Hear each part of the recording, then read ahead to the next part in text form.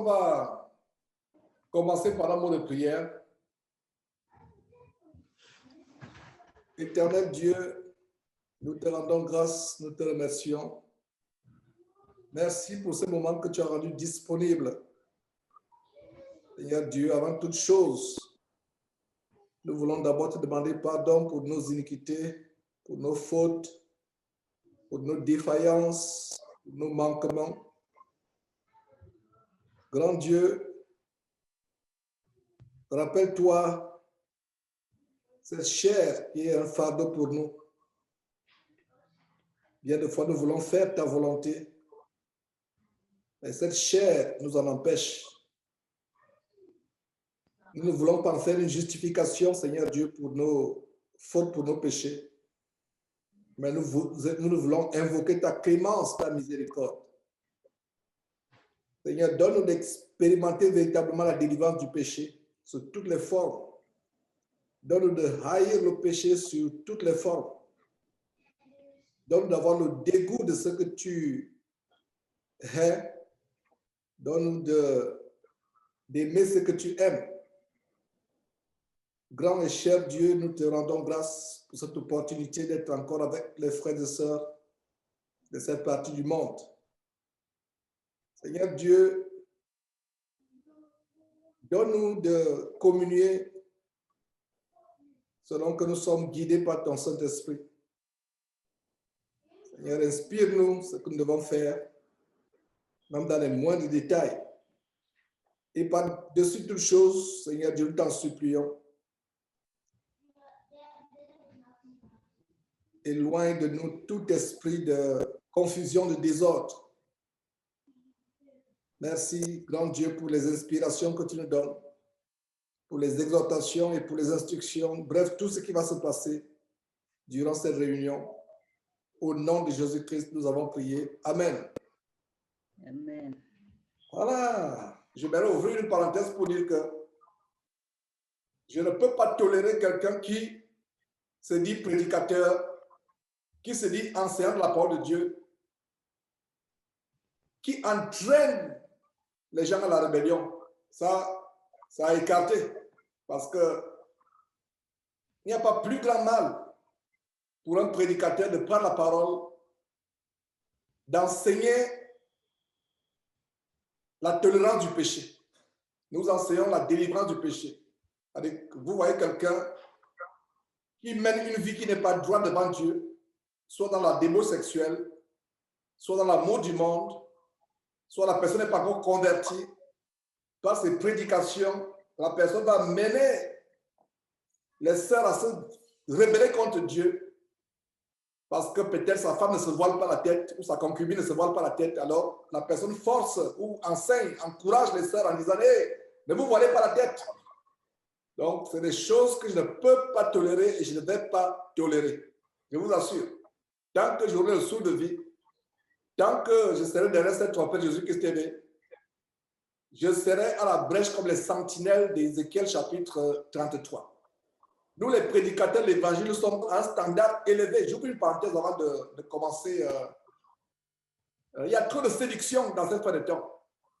Trop de séduction. La plupart des chrétiens aiment les choses agréables. Si j'avais organisé une séance ce soir mondiale, comment trouver les maris en 6 jours, comment avoir une femme en 2 mois, nous serons peut-être au moins 5 000. Croyez-moi, nous serons au moins 5 000 ce soir. Mais quand c'est vaincre le péché, quand c'est assassiner, tuer, faire mourir le vieil homme en nous, les gens n'aiment pas cet évangile. Les gens aiment l'évangile où tu peux avoir un pied dans le monde, un pied à Christ. Ce n'est pas possible. Ces gens, c'est un prédicateur qui vous enseigne que vous pouvez, vous, femmes, ne pas vous voiler la tête. Consciemment ou inconsciemment, c'est un agent de Satan. Ne vous fiez pas à la mine sympa des uns des autres. Moi, je ne me fie pas à la mine sympa. Je ne me fie pas, je me fie à l'intégrité de la parole de Dieu. La parole de Dieu est merveilleuse et inégalable. Donc, quand quelqu'un s'amuse à enseigner des choses qui ne sont pas correctes, à déchiqueter, en disant que votre chevelure est un voile et en vous enseignant des choses, et il y a deux catégories de croyants que j'ai rencontrés. La première catégorie est tellement large. C'est des gens qui aiment quand on leur dit des choses flatteuses, des flatteries, des choses qui flattent, qui titillent les sens. Non, tu peux avoir le sexe avant de te marier. Tu peux te divorcer, te remarier, ce n'est pas grave. Dieu comprend. Dieu ne comprend pas. Si Dieu comprenait, il n'aurait pas fait mourir sur la croix ce qu'il a de plus cher, son Fils Jésus-Christ. Le fait pour Dieu d'envoyer son Fils mourir sur la croix comme un brigand, c'est pour vous montrer à quel point Dieu ne tolère pas le péché et le pécheur. Donc, on cesse de vous dire que Dieu n'aime pas le péché, mais il aime le pécheur. Dieu n'aime pas le pécheur. Dieu aime le pécheur qui se repent. Vous voyez la différence? Dieu aime le pécheur qui fait quoi? Qui se repent. Dieu n'aime pas le pécheur qui s'enracine dans son péché, qui n'a aucun égard vis-à-vis de Dieu, qui dit qui est Dieu? Votre Dieu là, ce n'est pas mon problème. Dieu ne peut pas aimer une telle personne. Si Dieu aimait les pécheurs, l'enfer ne sera pas réservé pour les pécheurs, n'est-ce pas? Dieu aime le pécheur qui se repent. Dieu aime quelqu'un qui reconnaît que ce qu'il fait n'est pas bon. Il va à Dieu et dit, Seigneur Dieu, j'ai été rebelle toute ma vie. J'ai eu une vie désordonnée. Je reconnais que j'étais méchant, mauvais. Je reconnais que ma vie a été sale. Je viens devant toi avec larmes aux yeux. Seigneur, pardonne-moi, aie pitié de ma vie. J'étais l'homme ou la femme la plus désagréable du monde, la plus sale, la plus impudique. J'ai mené ma vie comme une prostituée. J'ai mené ma vie comme un brigand. J'ai été dans le mensonge, dans la fraude. Aie pitié de moi, oh Dieu, par ton Fils Jésus-Christ. Voilà le genre de personne que Dieu aime. Donc, cessez d'être séduit. Ça me fait mal quand je vois, et surtout les femmes, mes sœurs, que vous êtes facilement manipulables. Soyez tellement affermés, mes sœurs. Soyez affermés. N'allez pas de poubelle en poubelle. Tel s'élève, vous y allez. Tel autre s'élève, vous y allez. D'ailleurs, vous m'avez vu vous demander pardon à plusieurs reprises. Moi-même, j'ai été le premier. Par mon empressement, je crois trouver quelqu'un qui prêche bien. Je m'empresse à mettre sa vidéo. Et après, je me rends compte qu'il a d'autres plans derrière la tête. Aujourd'hui, beaucoup, au lieu de travailler, comme nous tous, j'ai quitté ces réunions, enfin, j'ai commencé ces réunions, j'étais en retard de 2 minutes. Pourquoi? Parce que j'ai terminé mon travail à 19 h. Il y a des jours, je travaille de 6 h du matin à 19 h, deux fois 7 h du matin à 19 h, 20 h.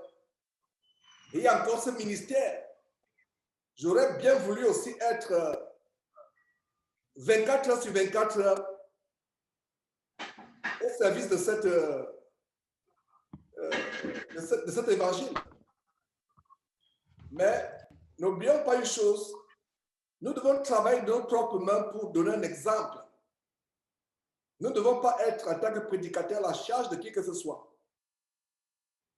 Et certains prédicateurs, quand ils commencent à recevoir les dîmes et les offrandes, ils perdent la tête.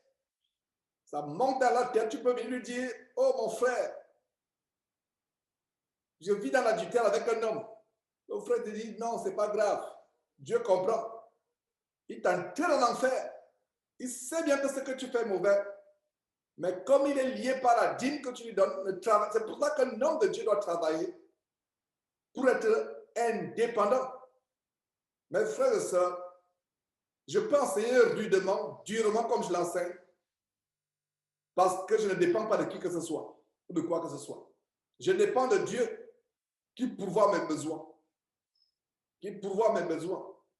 Si de temps en temps, j'encourage les frères à nous soulager de ce fardeau, à savoir la division en Afrique, c'est parce qu'effectivement, c'est un fardeau. Et si même l'Éternel ouvrait les portes afin que mon épouse et moi, nous puissions nous occuper de ce fardeau en Afrique, mes frères et sœurs, on le ferait. Mais nous ne sommes pas capables financièrement de le faire. Afin de ne pas m'attendre,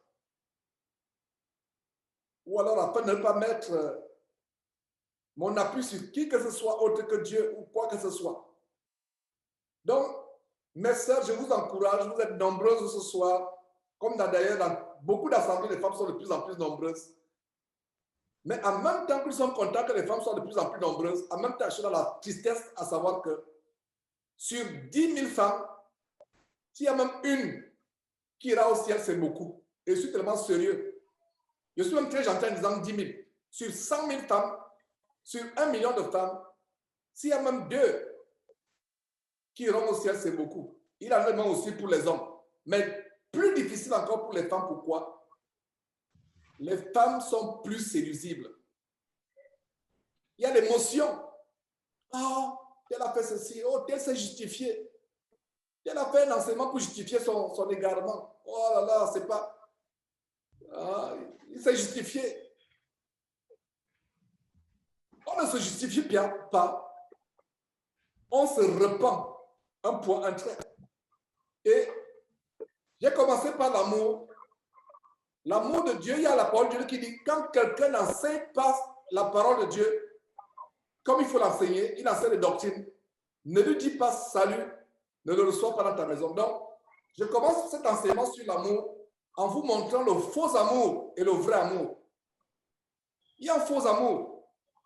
Oh frère, aimez-vous, même si il enseigne ce qui n'est pas vrai. Aimez-vous. Non. La Bible dit si quelqu'un n'enseigne pas la doctrine de Jésus-Christ, ne lui dis pas salut et ne l'accepte pas dans ta maison. Quand le Saint-Esprit parle au temps de Paul, au temps de Jésus-Christ, au temps de Paul, ne l'accepte pas dans la maison, Dieu savait qu'à un moment, il devait avoir la possibilité d'avoir les gens dans votre maison sans qu'ils soient là physiquement. Par Internet, par la télévision, par YouTube, par Facebook. Quelqu'un peut être dans votre maison sans qu'il vienne physiquement, n'est-ce pas? Donc, ça veut dire que quelqu'un qui n'enseigne pas la vraie doctrine, nous nous efforçons. Il y a une chose de dire que, oh frère, le sujet du voile, le sujet du mariage et du remariage, ou du sexe avant le mariage, l'honnêteté voudrait qu'on dise, frère, je ne sais pas encore. Mais de venir à se bomber la poitrine en appuyant, en disant que non, vous n'avez pas besoin de vous voir la tête, c'est vous entraîner en enfer.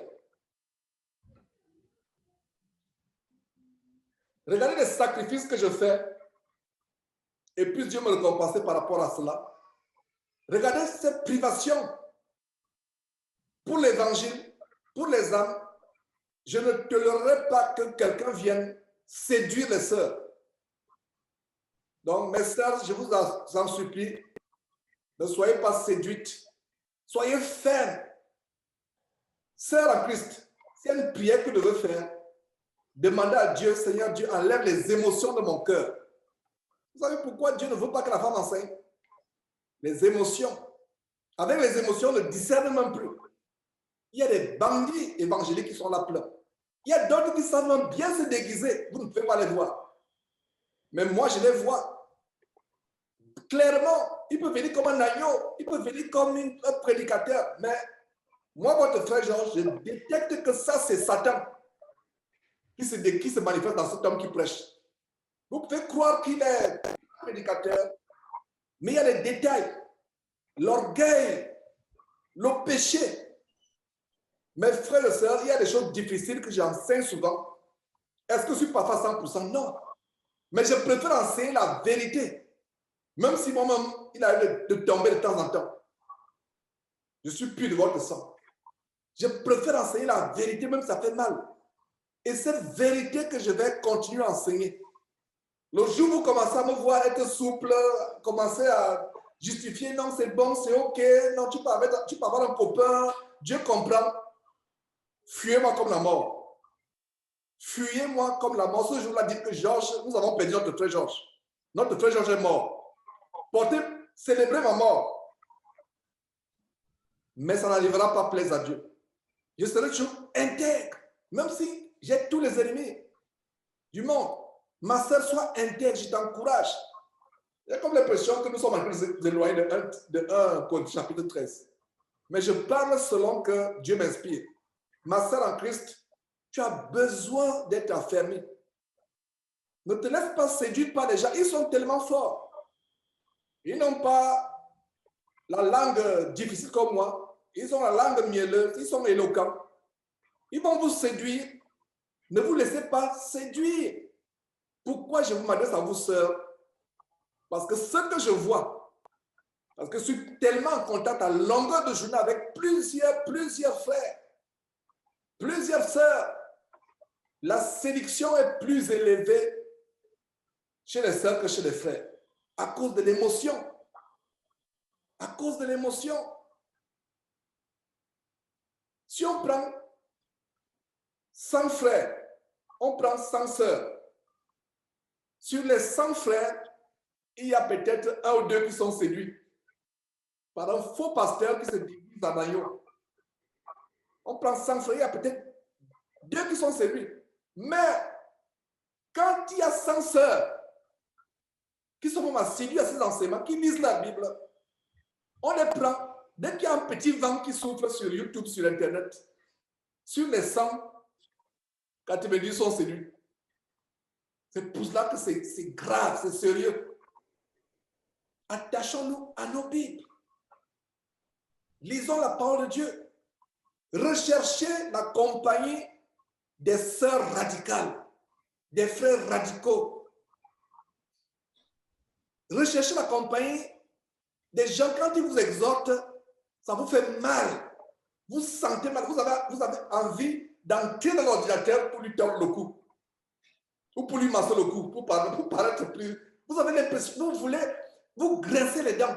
Mais après, quand ce démon, ce péché qui en vous part, vous sentez le soulagement.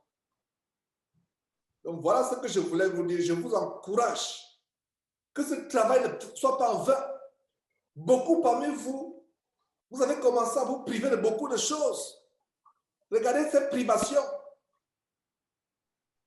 Beaucoup ont coupé avec le monde. Beaucoup ont vomi leur vie passée. Alors, ne permettez pas que quelqu'un vienne vous voler cette transformation qui a commencé. Ne vous relâchez pas, sœur. Ne vous relâchez pas. S'il vous plaît. Sœur en Christ, je m'adresse à vous ce soir. Plaise à Dieu, on va revenir sur 1 Corinthiens chapitre 13. Ne vous relâchez pas. Prenez votre salut au sérieux. Qu'est-ce que votre coquetterie? Qu'est-ce qu'un pantalon? Qu'est-ce que les faux cheveux? Et c'est devenu un débat sur Internet. Et quand ils font ces vidéos, vous savez contre qui font ces vidéos? Contre moi. Ils sont nombreux. Même ceux que j'ai recommandés par le passé. Vous les voyez. Il y a ce jeune homme-là, comment il s'appelle, Real Gospel. Pour moi, quand je le vois un voyou. C'est un véritable voyou et il faut qu'il se repente. Et je lui donne le temps de se repentir. Ils sont nombreux. Les prédicateurs là, bon, lui encore un jeune, je comprends que c'est son influence. L'influence de tout ce qui, l'influence comment, de l'endroit où il a été. Et c'est comme ça qu'ils séduisent les jeunes sœurs, comme ça, avec l'amour du monde. Ça me fait mal. Moi, je n'ai peur de personne. Je rends grâce à Dieu de ce que Dieu a rendu mon visage plus dur que le diamant, plus dur que le roc. Et c'est une grâce. Je rends grâce à Dieu. Je suis insensible. Nous sommes en guerre. Nous sommes en guerre. Et Dieu doit nous préparer à être ferme quand il s'agit de la parole de Dieu. Quand il s'agit de la parole de Dieu, notre salut, ma soeur, tu n'as pas d'amis. Tel n'est pas sympathique. Ah, il est sympathique. Oh, il a 5 ans de la vérité. Non. Quand il s'agit de ton salut, ne t'amuse pas. Même moi, Georges, si un jour tu remarques que j'enseigne quelque chose qui n'est pas clair, j'enseigne le contraire de ce que j'ai enseigné. Si tu remarques que mon frère, ma soeur, que je suis retombé, je suis retourné à ce que j'ai vomi, j'enseigne le contraire de ce que j'enseignais. Si tu as l'amour pour moi, prends le téléphone, tu dis frère, toi-même sur ce que tu es en train d'enseigner aujourd'hui et compare avec ce que tu as enseigné par le passé. Mes sœurs, ne soyez pas émotionnels. Beaucoup sont émotionnels, beaucoup n'aiment pas Dieu, beaucoup aiment suivre ce qui plaît. Ah, donc je peux encore mettre, donc je ne peux pas mettre le foulard. Oh, donc ma chevelure est en voile. Ta chevelure est en voile, tu n'as même pas les cheveux naturels sur la tête. Tu es chauve. Si on arrachait cette fausse chevelure, on verrait la calvitie de ce côté, quelques petits cheveux ici de ce côté, la calvitie derrière, ainsi de suite. Tu n'as pas de cheveux sur la tête. Tu es chauve. Et tu oses dire que ta chevelure est un voile. C'est détendez-vous, je ne demande pas vous qui êtes ce soir ici. Détendez-vous. Détendez-vous, je ne m'adresse à personne ici ce soir. Mais elles ne sont pas avec nous ce soir. Les gens qui, à longueur de journée, m'écrivent parce que séduit par un enseignement à gauche à droite, séduit par un enseignement. Quand il s'agit de l'intégrité de la parole de Dieu, nous n'avons pas d'amis. On n'a pas d'amis. On est radicaux. Ma soeur, vous qui êtes ici ce soir, et vous qui êtes assidus à la parole de Dieu, la lisant, la mettant en pratique, ne laissez aucun bandit évangélique là sur Internet vous séduire. Ils savent ce qu'ils sont en train de faire. Vous êtes fatigué de m'entendre rappeler mon passé. À un moment, on va dire, mais peut-être, Georges, on est fatigué. J'ai abandonné beaucoup de choses pour être devant vous aujourd'hui. Beaucoup. Je n'avais même pas besoin d'être là. Ce soir. Mais si ce soir, c'est par amour pour les âmes. Pour que ce travail ne soit pas en vain. Ma sœur, après tout ce temps où tu t'es privé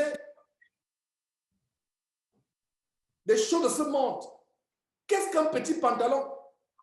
On dit à une femme qu'elle ne doit pas mettre des bijoux, qu'elle ne doit pas mettre des faux cheveux sur la tête, qu'elle ne doit pas mettre les rouges à lèvres.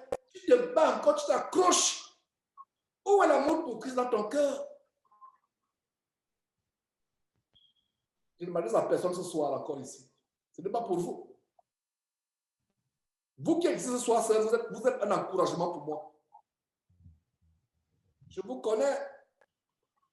Il peut encore avoir des faiblesses, comme dans le cas d'Alphonsine qui est encore jeune et qui vient de te convertir. Mais ça fait ma joie de voir comment vous prenez votre salut au sérieux. Vous voulez devenir de bonnes personnes. Ces réunions ne sont pas seulement pour nous, parce que nous ne sommes pas une secte. C'est pour ça que nous sommes ici, mais je parle comme si je parlais au monde. Parce que nous ne sommes pas une secte. Est-ce que vous comprenez? Nous ne sommes pas une secte. L'évangile n'est pas pour ceux qui sont derrière Jésus-Christ. L'évangile est pour tout le monde. Ces milliers de personnes qui sont retenues captives. Chez Massoula Tunasi, ces milliers de personnes qui sont retenues captives. Chez Ivan Castanou, c'est pour eux que je parle. Et en même temps que je leur parle, je nous avertis également. Qu'est-ce qu'un petit pantalon? L'amour pour Dieu, J'ai ma nièce qui s'est rebellée pendant plusieurs années et aujourd'hui elle porte les conséquences de la rébellion. Je ferme rapidement la parenthèse. Son mari est encore vivant. Elle avait des problèmes d'enlever ses faux cheveux. Elle avait des problèmes de s'habiller comme la Bible recommande. Alors, à l'époque, je lui dis, aimes-tu ton mari? Aujourd'hui, il est décédé. Elle me dit, tu sais, tonton, comment j'aime mon mari. Alors, si ton mari te disait qu'à partir d'aujourd'hui, je ne vais te voir qu'en robe longue, de manière naïve et candide, elle m'a dit, mais tonton, toi aussi, je vais obéir sur nos champs. Mais elle ne savait pas que c'est un piège que lui avait tendu. Je lui ai dit, chère nièce, je viens de me rendre compte que tu n'as pas l'amour de Dieu dans ton cœur. Tu n'as aucun amour de Dieu dans ton cœur. Donc, un homme, ton mari, qui aujourd'hui ne vit plus, parce qu'à l'époque, le mari vivait, mais aujourd'hui, il est décédé. Vous voyez comment Dieu travaille dans la Bible. Est-ce que vous voyez un peu? Son mari était plus que Dieu pour elle. Aujourd'hui, il ne vit plus. Donc, si j'ouvre cette parenthèse, je ne vais pas l'aider. C'est pour ça que je ferme cette parenthèse. Mais le mari ne vit plus. Et elle disait qu'elle était prête à tout faire pour ce mari. Tu es prête à laisser le pantalon pour ton mari, si tu te dis de laisser le pantalon. Tu es prête à être dans nos cheveux naturels, parce que ton mari. Mais avec Dieu, tu t'accroches encore au pantalon. Tu t'accroches aux bijoux. Et on va dire que Georges de Jésus-Christ est légaliste. Je ne suis pas légaliste. J'amène les frères et sœurs à faire des choses, pas parce qu'on a peur d'aller en enfer, parce qu'on a l'amour pour notre Seigneur Jésus-Christ. Comme cette nièce qui disait que tonton, j'aime tellement mon mari que je peux faire tout ce qu'il me demande. Alors, toi, tu fais tout ce que ton mari te demande, mais tu ne fais pas ce que Dieu te demande, à savoir que c'est de t'habiller de manière sexy. On n'a toujours pas, et jusqu'à aujourd'hui, nos rapports ne sont pas de bons rapports. Parce qu'elle pense que je suis tellement dur. Et c'est comme ça, même dans ma propre famille, les gens trouvent que je suis dur et je serai dur. C'est pour vous encourager, même si dans ta famille, on trouve que tu es dur, ma soeur. Ce n'est pas un problème. Donc, pourquoi j'ai ouvert cette parenthèse? J'ai ouvert cette parenthèse pour dire que ne te laisse pas séduire, ma soeur. Ne te laisse pas détourner par un aventurier qui est là, qui fait des vidéos. Ils sont nombreux. Il y a même une soeur qui m'a écrit aujourd'hui, il dit, tel est ton frère, va le voir, il est ton frère. Je vais d'abord commencer en disant, combien de personnes j'ai voulu voir qui m'ont fermé la porte. Quand Jésus dénonçait les gens, il allait d'abord les voir. Vous avez vu ça dans quel verset? Quand Jésus dénonçait les pharisiens, il allait d'abord voir les pharisiens la nuit. C'est plutôt les pharisiens comme Nicodème, en Jean chapitre 3, qui vient vers Jésus la nuit. Je suis le modèle de Jésus-Christ. Quand l'apôtre Paul dénonce les faux pasteurs comme Hyménée et Philette, il est d'abord allé les voir. Vous avez vu où Paul a dit, je m'avais d'abord les rencontrer pour les amener à leur raison. Quand vous déchiquetez la parole de Dieu, vous amenez les sœurs à se rebeller contre Dieu. Vous enseignez l'amour du monde. Vous travaillez pour Satan. Ça peut être consciemment ou inconsciemment. Ça peut être volontairement ou involontairement. On n'a pas d'amis, mais que de ça. Imaginez-vous que tout ce travail depuis des années et des sœurs comme vous ce soir qui aimaient Dieu, qui retournaient à la sanctification et subitement, quelqu'un va venir détruire cela, vous détourner de votre bon sens. Est-ce que vous savez qu'il y a des sœurs avec qui j'étais en contact qui sont retournées au pantalon maintenant? Est-ce que vous le saviez? Et c'est choquant. Est-ce que vous savez qu'il y a des sœurs qui sont retournées, qui ne se vendent plus la tête? Oh! Je me demande si elles ont été converties un jour. Imaginez-vous la jeune américaine Sophonie d'origine haïtienne que j'ai eu le plaisir de baptiser il y a quelques jours, que je connais depuis des années. Elle était venue en 2017 pour être baptisée. Ce n'était pas le moment de Dieu. Elle est repartie. Et c'est 3 ans après qu'elle est revenue encore à Houston se baptiser. Imaginez-vous que Sophonie repart à porter les pantalons. Imaginez-vous que Sophonie repart avec les cheveux là, etc. Elle met le rouge à lèvres. Je la vois, je ne vais même pas la reconnaître. Et en passant, il y a une personne qui a vu la vidéo Sophonie qui me dit, est-ce que c'est ta fille? Je lui ai dit, peut-être que pourquoi ne pas proposer à Sophonie que je vais l'adopter, qu'elle devienne ma fille aînée. Parce que peut-être qu'elle a parlé de manière prémonitoire, je ne sais pas. Bon, je pouvais avoir une fille comme Sophonie, effectivement.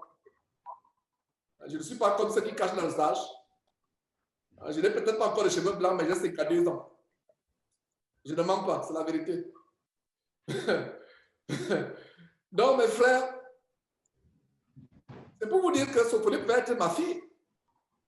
Alors, imaginez-vous que je vois Sophonie maintenant avec les rouges à lèvres, je ne sais pas, les parapluies devant les yeux, pour ne pas dire les fossiles.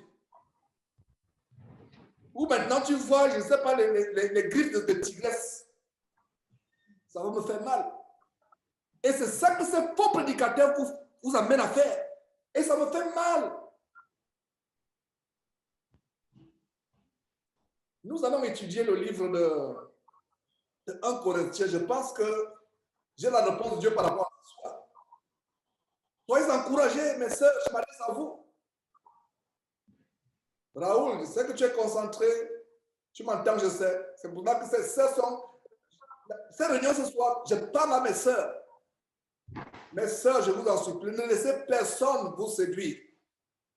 Vous avez commencé à marcher dans la sanctification, même si vous êtes seul. La route du ciel, c'est une petite route. Ce n'est pas une route large. C'est une petite route. Elle est petite. La voie de la perdition est large. Ils sont nombreux. Ils sont nombreux là sur Internet. Nombreux. Je ne vous dis pas à partir d'aujourd'hui, ce n'est pas à moi de vous dire n'allez plus suivre tel, n'allez plus suivre. Non. Vous êtes libre de suivre qui vous voulez suivre. Vous êtes libre d'aller dans telle assemblée ou telle assemblée si vous voulez encore aller dans les assemblées. Mais en ce qui me concerne ici, je vous encourage. Prenez votre vie au sérieux. Prenez votre vie au sérieux. Et s'il y a une prière que les sœurs en Christ doivent faire, priez ceci en disant, Seigneur, éloigne de mon cœur toute séduction. Éloigne de mon cœur, donne-moi le résultat de toute séduction. Quand un homme vient me séduire, il y a une sœur bien aimée qui m'envoie une vidéo et je l'ai vraiment édifiée, elle a compris. C'est une sœur bien aimée en Belgique. Nous sommes en contact. C'est une sœur qui me bénit beaucoup par rapport à elle. Elle est comme vous ce soir ici. Elle aime Dieu. Et par rapport à aimer Dieu, nous sommes nombreux aux États-Unis. Nous sommes nombreux aux États-Unis. Si tous les gens des États-Unis étaient là, qui me suivent, nous serons peut-être 200 ce soir. Mais de manière fidèle, semaine après semaine, pourtant j'envoie l'annonce à tout le monde. Vous êtes là, fidèles. Et vous êtes ma joie. Vous êtes ce qui me motive. Vous êtes ce qui m'encourage. Qui me dit que ce n'est pas en vain que tu es là, que Georges continue. Voilà les fruits. Et je rends grâce à Dieu. Mais soyez encouragés. Le royaume de Dieu est difficile d'y entrer. Et c'est encore plus difficile encore pour la femme. Pourquoi? Ce n'est pas Georges qui invente. Parce que vous allez dire que Georges, je suis en train d'inventer quelque chose. Je n'invente pas. Allons lire 1 Timothée. Il y a un détail, il y a un mot qui m'a montré que entrer au ciel est plus difficile pour la femme. Ce message ce soir, c'est un message de votre frère Georges à toutes ces sœurs en Christ qui sont en train d'être séduites par de faux prédicateurs sur YouTube. De faux prédicateurs. Ils ne sont pas mes frères. Il y a une sœur qui dit, ils sont tes frères. Ils ne sont pas mes frères. Jésus a dit quoi? Mon ami, mon frère, c'est celui qui fait la volonté de mon Père.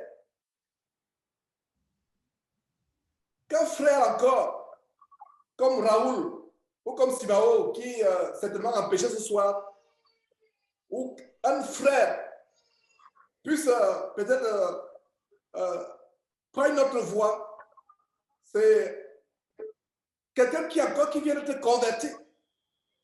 Mais toi qui te mets à prêcher, c'est pour ça que la Bible dit qu'il n'y ait pas parmi vous un grand nombre de personnes qui se mettent à enseigner, parce que nous serons jugés plus sévèrement. Parce que quand tu enseignes, regardez mes frères et sœurs, je ne sais pas s'il y a des gens qui ont travaillé dans le law enforcement, c'est la ligne de sécurité de l'armée, bon, bref. Je suis dans la justice et je sais de quoi je parle. Un policier qui commet une escroquerie ou un vol et un simple voleur envoyé du quartier, vous savez qui le juge va condamner plus sévèrement? Ce n'est pas le voyou qui est parti voler, mais c'est le policier qui est parti faire le même vol. Pourquoi? Parce que le policier ou l'avocat qui vole ou le juge qui vole, ils sont tenus à un plus grand standard. Si cela est le cas pour les lois des hommes, qu'en est-il maintenant des lois, de la loi de Dieu? Quelqu'un qui prêche l'évangile est tenu à un standard plus élevé. Il n'y a pas de sympathie. Parce que quelqu'un qui prêche l'évangile a beaucoup de personnes qui l'écoutent. Alors, si tu as 1000 personnes, 2000 personnes qui t'écoutent, et tu leur dis, vous n'avez plus à vous voir la tête, qu'est-ce qui vient de se passer? Voilà 2000 personnes que tu as entraînées dans la rébellion. Comme Satan qui a entraîné un tiers du ciel avec lui. Est-ce que vous voyez mes frères et sœurs le danger? Et vous voulez que je reste là tranquille, que je croise les bras, que je fasse d'abord la politique, faire les démarches diplomatiques? Non, je ne suis pas un diplomate. Je ne suis pas un politicien. Je suis un prédicateur radical de la vérité. Ma sœur, ma prédication ne te plaît pas? Ferme Jésus-Christ TV. Va voir chez Masolo Tunasi. Qui demande genre de te draguer quand tu es en pleine, quand tu es assis. Que tu sois marié ou pas, qui amène les gens à te draguer. Et parlant de ces gens-là, il y a et surtout les femmes. Oh frère, Masolo Tunasi enseigne la sanctification. Il enseigne la sanctification alors qu'il y a des bordels qui sont assis là avec des faux cheveux sur la tête. Il enseigne la sanctification. Quelle sanctification? Qui avez-vous vu ce soir avec les faux cheveux dans nos réunions ce soir? À moins que peut-être vos foulards les cachent, mais je ne pense pas. Qui avez-vous ici habillé la poitrine? Comme quelqu'un a posté, un bien-aimé a posté, je ne sais pas si c'est le frère Apollinaire qui a posté sur YouTube, Facebook. Il dit, ma soeur, ta poitrine est pour allaiter ton enfant, pas pour l'exposer sur Internet ou dans la rue pour attirer les gens. Ta poitrine, c'est pour allaiter ton bébé. Point un trait. J'ai de véritables amis là, ils ne sont pas nombreux. Apollinaire, sur Facebook, il est tellement actif. Il y a celui qui travaille avec Jésus-Christ TV depuis le Bénin. C'est un membre de Jésus-Christ TV depuis le Bénin, Franck BDB. Vous voyez un peu les cartes que j'envoie souvent sur quelques cartes que j'envoie sur WhatsApp ou que je publie sur Facebook. C'est lui qui fait ces cartes. Franck Eric BDB. Ils sont quelques-uns. Donc, Apollinaire qui dit, ma soeur, ta poitrine, tu mets un décollecté là. On monte la poitrine, tu mets ta poitrine là, un décollecté. Ta poitrine est nue. C'est pour allaiter ton futur bébé ou ton bébé si tu es marié ou si tu n'es pas comme marié, c'est ton futur bébé. Ce n'est pas pour exhiber maintenant comme si c'était les grosses papayes que tu exhibes pour que quelqu'un vienne acheter. Non, ce n'est pas ça. Ma soeur, je te parle. J'aimerais que tu sois habitué à la dureté de ton frère que je suis. C'est pour ton bien. C'est pour ton bien. Aujourd'hui, les chrétiennes, elle est bien habillée, soi-disant, mais le jour où elle se marie, le jour où elle se marie, le jour où elle entre dans l'alliance du mariage, c'est là où elle commande un dos nu. C'est là où elle commande la robe qui s'arrête là. Le jour où elle se marie. Le jour où elle entre dans l'alliance du mariage. L'église de Dieu aujourd'hui. Donc, quand les gens me disent, oh, mais mon frère, il prêche la sanctification. Le diable est en train de faire quelque chose. Est-ce que vous comprenez, mes frères, mes sœurs? Je m'adresse aux sœurs. Cette émission ou cette rencontre d'aujourd'hui, c'est pour les sœurs finalement. Raoul et moi, nous vous assistons tout simplement. Dieu vous parle. Dieu vous parle. Peut-être ce sera avec un autre pays que nous allons étudier encore chapitre 13. Mais ce soir, ne vous laissez pas séduire. Toute cette mouvance des faux prédicateurs qui vous amènent à vous à vivre dans la fornication avant le mariage, des faux prédicateurs qui vous amènent à suivre encore les musiques gospel. D'ailleurs, eux-mêmes portent le nom de gospel. Des faux prédicateurs qui vous amènent à vous habiller comme les prostituées. Je dénonce cela. Combien de frères m'ont écrit à ce sujet? Je ne me rappelle pas un seul frère. Mais qui m'écrit à ce sujet? Des sœurs, oh frère, quand même, ne sois pas dur. Tu sais, il peut peut-être changer. Donc, quelqu'un vient entraîner les gens en enfer et il va changer après. Et maintenant, imaginez-vous que la sœur qui priait, la tête voilée, la sœur qui avait décidé de ne plus vivre avec un copain, elle retourne vivre avec le copain. 2 jours après, accident de circulation, va en enfer. Est-ce que nous commençons à parler? Est-ce que vous voyez l'urgence? Quand on dit rachetez le temps, les jours sont mauvais. Faisons attention, mes frères et sœurs. Vivons chaque jour comme c'était le dernier jour sur la terre. Quelqu'un par un enseignement dit non, tu peux être ma sœur, jeune sœur. Non, ton copain là, pourquoi tu l'as laissé? C'est pas grave. Retourne vivre dans la maison avec qui tu vivais, c'est pas grave. Dieu comprend. Subitement, tu meurs. Tu es frappé par le Covid-19, tu meurs. Ou bien c'est un accident de circulation. Ou bien tu dors, tu te réveilles par le lendemain. Comme le petit frère d'une collègue à Confort, un médecin qui est aux Antilles, un jeune médecin nigérian. Il dort comme ça, il rend du travail, il dort le lendemain, il ne se réveille plus. Un médecin jeune nigérian. Petit frère de la collègue, l'ancienne collègue de Confort, devrais-je dire. Ouais. Vous pensez que vous et moi, nous sommes en vie ce soir parce qu'on est meilleurs que ceux qui sont morts? Faisons attention. Donc, ma soeur, ne laisse personne te séduire. Sois radical. Accroche-toi à la parole. Prends ton salut au sérieux. Et une chose, ne suivez pas les hommes. Ne me suivez pas. Ne prenez même pas ma défense. Si vous voyez quelqu'un un jour, vous entendez, vous assistez quelque part, on est en train de me crucifier avec la langue. Passe. Fais comme si tu ne connais pas. Il y a un frère au Congo, il travaille dans la documentation des services de renseignement du Congo, RDC.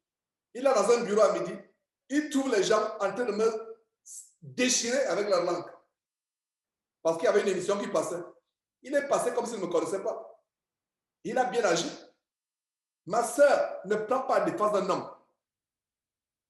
Prenons la défense de l'évangile. Tel se lève, il y a un parti politique. Le corps de Christ n'est pas un parti politique. Nous défendons la vérité. Tu es prédicateur, prêche la vérité. Tu ne prêches pas la vérité, il n'y a pas d'amitié. La Bible dit si quelqu'un n'enseigne pas la doctrine, ne dit même pas salut. Donc ne va même pas sur WhatsApp, dit shalom frère. Il n'est pas ton frère. Surtout les prédicateurs. Parce que les prédicateurs sont un standard élevé. Dans le monde, on parle d'influenceurs. Dans le monde, vous voyez, les influenceurs, ils ont des chaînes de motivation.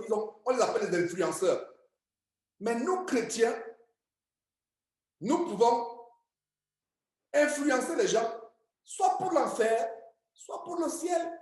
Je n'aime pas d'ailleurs ce mot d'influenceur, c'est un mot tellement mondain, mais c'est pour que les gens comprennent ce que je suis en train de dire. Un prédicateur, c'est quelqu'un qui amène les gens à obéir à Dieu. Et j'ai toujours dit, ma sœur, je m'adresse à vous ce soir spécialement, cette réunion, c'est la réunion pour les sœurs.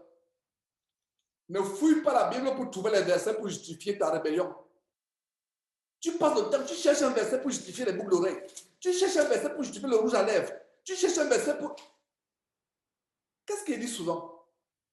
Si pour aller au ciel, écoutez-moi sœur, si pour aller au ciel, Dieu te dit de sauter 10 mètres, n'est-ce pas? Voici 10 mètres. 10 mètres ici. Pour aller au ciel, Dieu te dit, voilà la hauteur de 10 mètres. Dieu dit, saute 10 mètres. Maintenant, si toi tu sautes 100 mètres, Dieu va te reprocher. Non. Ils seront contents. Il va dire, non, Alphonsine, pour venir ici au ciel, tu devais seulement sauter 10 mètres. Mais comme tu as 200 mètres, ça montre que tu m'aimes de manière débordante. À supposer même que le pantalon n'entrerait pas quelque chose en enfer. Parce que pour moi, ça entre en enfer parce que c'est la rébellion. Des sœurs qui refusent d'enlever le pantalon, qui montrent leur courbe impudique et sexy, entre guillemets.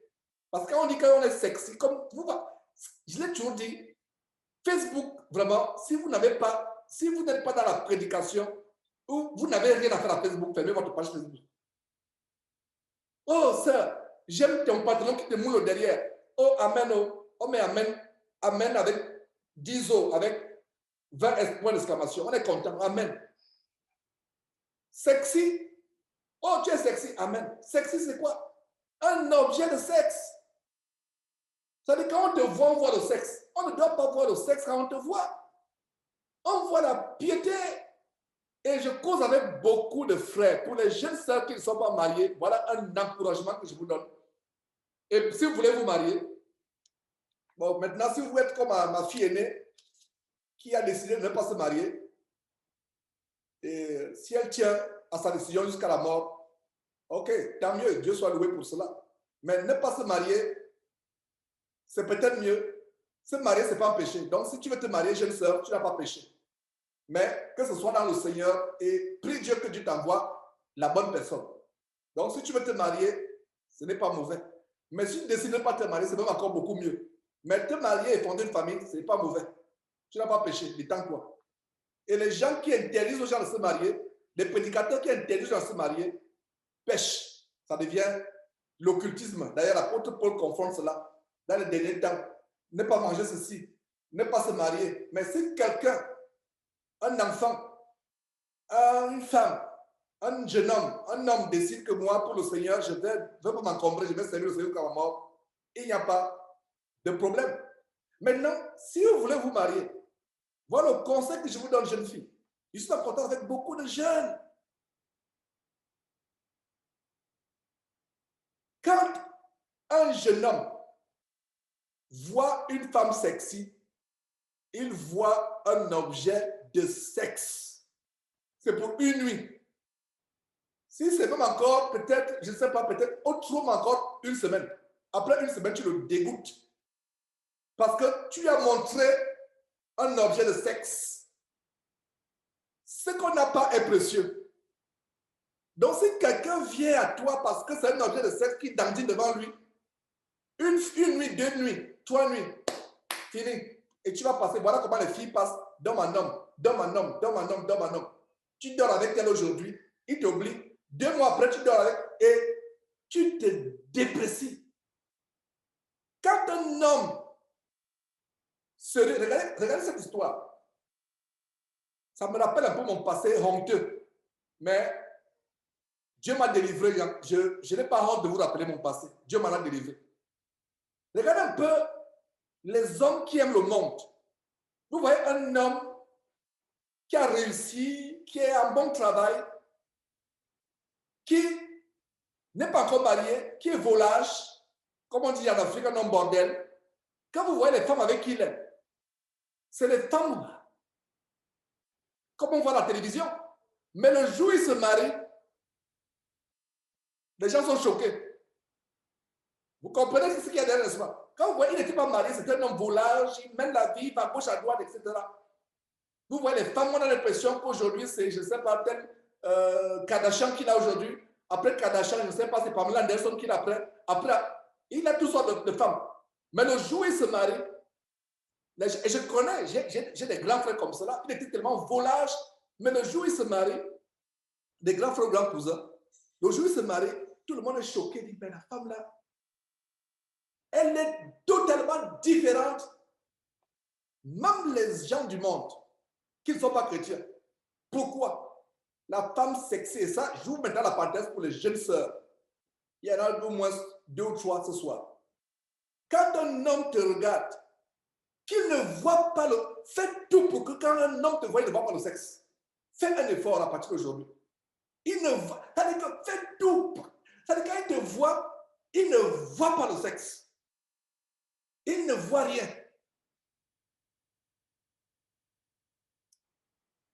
Fais cet effort aujourd'hui. Fais l'effort. C'est-à-dire quand tu es, que ce soit tes anciens amis, que ce soit les gens du monde, que ce soit ta famille, tes collègues, quand il voit, il ne voit rien qui pollue. Il ne voit rien.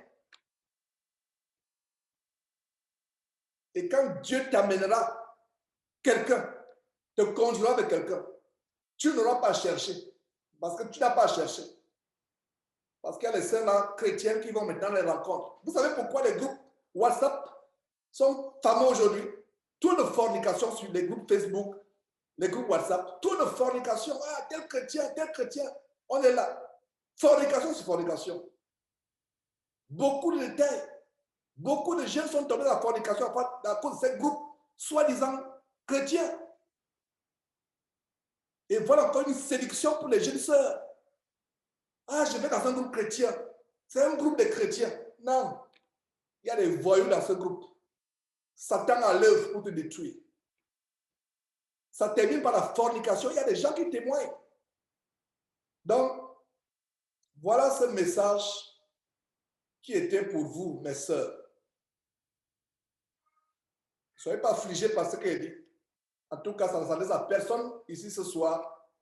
Je suppose, je crois, mais la Bible dit que ce qui se passe dans les chambres, comme cette chambre Zoom dans laquelle nous sommes ici ce soir, qui se dit dans les chambres, se dit aussi sur les toits. Et que cette vidéo serve d'encouragement pour les sœurs, afin de garder ta piété, afin de garder ta pudeur. C'est assez par le passé que vous et moi, nous avons vécu dans la débauche, comme le frère Achille du Canada nous a exhorté hier. C'est assez par le passé que nous avons vécu dans la débauche, dans la dissolution, dans le péché. C'est assez, c'est assez, c'est assez. C'est assez. 1 Pierre chapitre 4, verset 3. C'est assez, en effet, d'avoir dans le temps passé accompli la volonté des païens en marchant dans la débauche, la dissolution, les convoitises d'ivrognerie, les excès du manger, du boire, les boîtes de nuit, la fornication, le péché.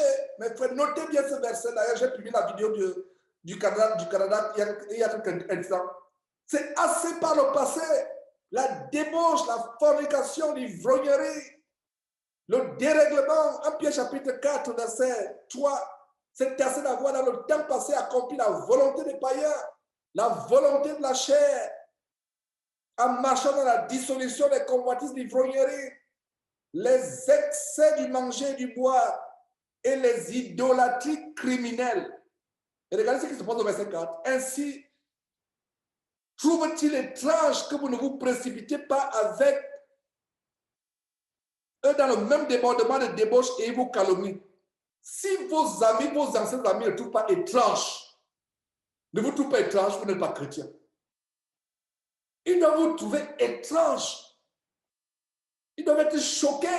Ma soeur, si tu n'es pas, si ton entourage, tes anciens copains, dans le monde, les gens disent mes potes, mes anciens potes. Si tes anciens potes ne sont pas choqués par ta transformation, voilà, ils doivent trouver étrange. Et s'ils ne se convertissent pas, la seule chose qu'ils peuvent faire, c'est vous calomnier. Il va vous calomnier. Ah, c'est là. Elle pense qu'elle est mieux que qui? Elle est devenue même plus que la Vierge Marie. Elle est devenue même plus que Sarah. Dans la Bible, la femme d'Abraham. Elle est devenue plus que je ne sais pas qui. Ils vont vous calomnier, ils vont vous insulter. Elle pense qu'elle, c'est elle la seule chrétienne. Lui pense que c'est le seul prédicateur sur Internet. Il pense. Non, soyons radicaux. Ils vont vous calomnier. C'est assez. On a été dans la débauche, dans la fornication, dans toutes sortes de mauvaises choses. Le mensonge, la fraude, toutes ces choses-là par le passé. Que Dieu nous délivre et nous amène à être fidèles, à être radicaux. Soyez consolés par ces paroles, soyez encouragés, mes sœurs. Soyez encouragés. Que Dieu vous bénisse. Si ces prédications vous ont affligé ou affligé quelqu'un, comme l'apôtre Paul disait, je ne me repens pas parce que je sais que cette affliction pourra se transformer en joie. Et tu pourras peut-être témoigner pour dire, Georges, j'ai graissé les dents quand il t'entendait parler. Mais aujourd'hui, je suis libéré de la fornication. Je suis libéré de l'ivrognerie. Je suis affranchi de la masturbation. Mes talons aiguilles de 10 cm là, je les ai découpés, bien je les ai cassés ou sciés. Je les ai mis à la poubelle, je les ai brûlés. Je suis libre. Les faux cheveux n'ont plus de pouvoir sur moi. Je n'ai plus honte d'exposer mes cheveux nappis. Vous voyez même le mot. Regardez comment même le diable utilise des mots pour te faire sentir. Tu put you down. Ils utilisent le mot nappy. Dieu sait pourquoi les autres ont les cheveux lisses, longs. Dieu sait pourquoi les autres ont les cheveux nappis. Il sait pourquoi. Dieu sait pourquoi je suis noir. Pourquoi tel est indien ou rouge ou chinois ou blanc européen. Dieu sait. Donc soyez consolés, chers sœurs. C'est ça l'amour. L'amour, c'est être dur pour que vous puissiez aller au ciel. Quelqu'un qui vous flatte par l'évangile bonbon ne vous aime pas. Il veut ton portefeuille. Il veut les dîmes que tu envoies, les offrandes que tu envoies. Voilà ce qu'il veut. Moi, je ne veux pas tes offrandes. Je ne veux pas tes dîmes. Je ne veux pas tes contributions. Je veux que tu donnes ton âme à Jésus et que tu ailles au ciel. Voilà ce que je veux. Voilà ce que je veux. C'est ton âme. Ce n'est pas ton portefeuille, ce n'est pas ton chèque. Ce n'est pas ton Western Union que je veux ou ton RIA. Non. Je veux ton âme, que tu la donnes. Pas moi, Georges, à Jésus-Christ. On aime bien chanter Jésus, prends ma vie, Jésus, prends mon âme, Jésus. Ça, on chante avec les lèvres. Mais ton âme est dans les mains des faux pasteurs. Ton âme est dans l'encre de Satan, dans la gueule du lion. Ma soeur, voilà votre frère Georges. C'est ce que j'ai toujours été, c'est ce que je serai toujours. Puissiez-vous aussi être radicaux. J'aimerais savoir que dans 3 ans, Alphonsine, tu es toujours celle que tu es aujourd'hui. Sophonie, dans 10 ans, tu es toujours celle que je connais aujourd'hui. Et plus même encore. Non, Alphonsine et Sophonie, je ne dis pas tu es toujours celle tu es plus que celle que je connais aujourd'hui. Dans 10 ans. Il y a une sœur avec qui, même dans une émission passée, comme on avait chanté avec elle, vous si vous vous rappelez, en 2013. Waouh! Quelle honte! C'est quelqu'un qui m'écrit depuis le Sénégal, qui me dit, cette personne, je l'ai vu dans la vidéo chantant avec ton épouse. Voilà son vrai site caché Facebook. C'est des photos récentes. Je n'avais que les larmes de honte pour pleurer. Et c'était vrai. À un moment, j'ai dit, ce n'est pas elle. Elle me dit, oui, c'est elle. Elle a une double vie. C'est elle. Et aujourd'hui, elle est où? Elle, avec un faux pasteur ivoirien à Houston, en train de chanter, avec les faux cheveux, avec les robes boulantes. Nous avons pourtant prié à Houston ici. On a prié ensemble. En 2013, elle chante dans une vidéo. Elle chantait quelques chansons dans une mission avec confort. Vous n'allez pas fouiller, vous n'allez pas trouver. YouTube a fait du bon travail en fermant ces chaînes-là. Donc, vous n'allez pas trouver. Pourtant, elle est la pieuse. Quelqu'un me dit, non, Georges, regarde, voilà sa vraie vie. On était choqués, on n'en revenait pas. Et la personne a fait se moquer de moi. Et elle s'est moquée de moi. Elle a s'est moquée. Voilà vos gens. J'ai douté, dit non, ce n'est pas elle. Le monsieur depuis le Sénégal dit c'est elle. Là, voilà. Il a commencé à m'envoyer les vraies photos. Il semble qu'il y a des groupes Facebook ou des comptes Facebook où tu t'envoies que ce n'est pas ouvert, c'est un groupe d'amis. Donc, ce n'est pas public. Vous ne savez même pas que ça existe. Elle me dit voilà, nous sommes connectés. Voilà, là, voilà la personne là. Ce n'est pas ce genre de personne. Et finalement, quand on l'a confrontée, elle est retournée à. Elle s'est comportée à ce qu'elle n'avait pas vomi parce qu'elle avait fait semblant de vomir, ben, elle n'avait pas vomi. Elle s'est plutôt enracinée. Donc, c'est un marathon. Donc, jeune sœur mariée, la marche en Christ, ce n'est pas 100 mètres. Que vous allez 100 mètres, après vous arrêtez, vous soufflez, vous essoufflez, vous vous affalez sur le sol, vous retournez à votre passé. Non. C'est l'endurance, la persévérance. C'est jusqu'à la mort. Jusqu'à la mort. Donc, je passe la parole aux sœurs, aux frères, s'il y a un témoignage. C'est par là on va finir la réunion d'aujourd'hui. Je pense que le Seigneur avait voulu que ce message passe. Je le crois. Donc, je passe la parole aux autres. S'il y a un témoin, soyez bref. Et comme j'ai toujours dit, limitez-vous au témoignage. Et justement, Matt, j'ai publié ton témoignage hier. Quel bonheur, ce témoignage, les réactions, les commentaires fusent. J'ai publié ton témoignage hier et j'étais tellement content de recevoir ton témoignage. Et je suis tellement béni, Matt, par le cœur que tu as. Matt a un cœur, je suis dur avec elle, peut-être vous ne le savez pas.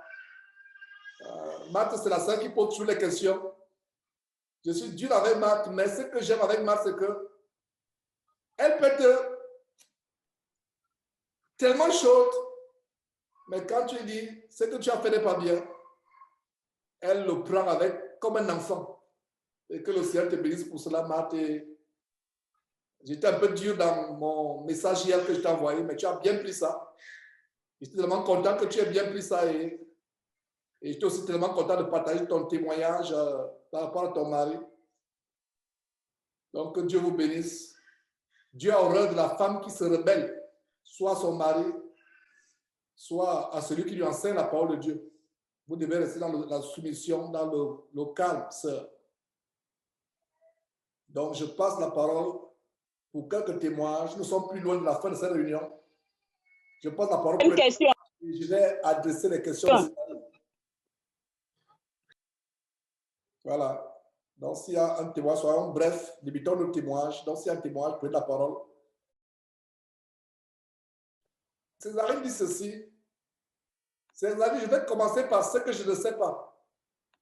Ce sera tellement facile pour moi. Je commence par ce que je ne sais pas. Et il faut avoir l'honnêteté de dire quand je ne sais pas encore.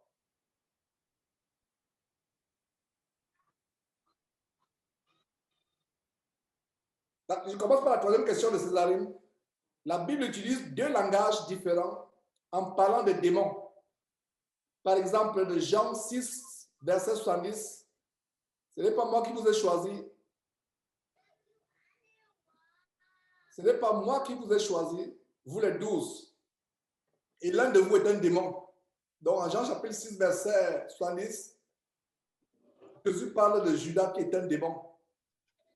Et Césarine continue sa question en disant, dans Luc chapitre 8, verset 27, lorsque Jésus fut descendu à terre, il vint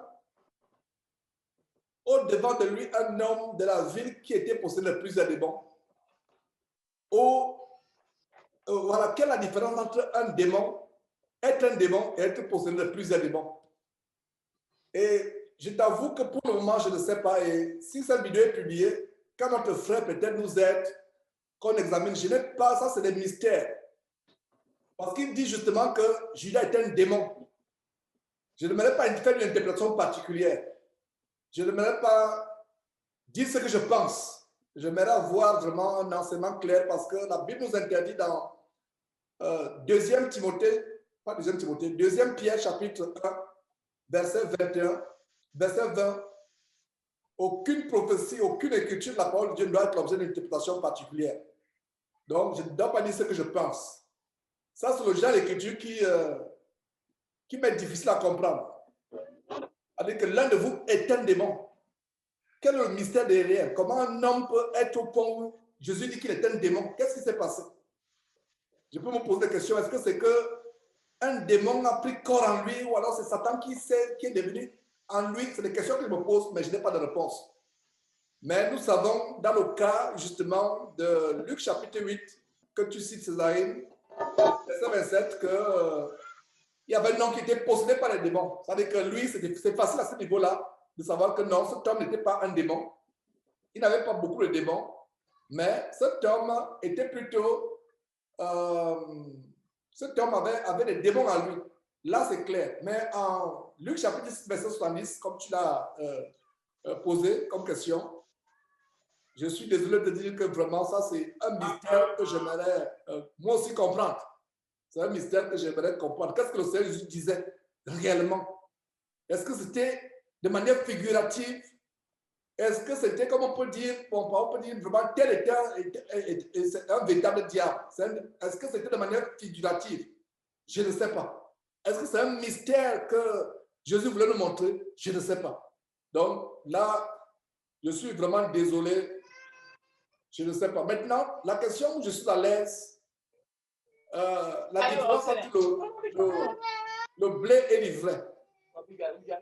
Le bon grain. En fait, il y a d'autres Bibles qui parlent du bon grain, l'ivraie. Et Jésus dit, laissez-les pousser ensemble. Parce que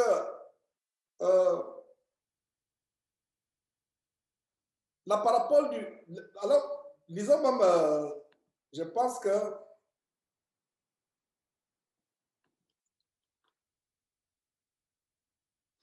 on va analyser cela.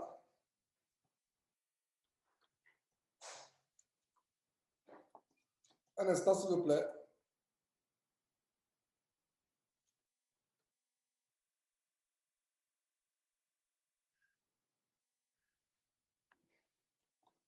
Il y a aussi une question que une sœur vient de poser. On va répondre aussi à cette question. C'est aussi bien d'utiliser la fonctionnalité chat.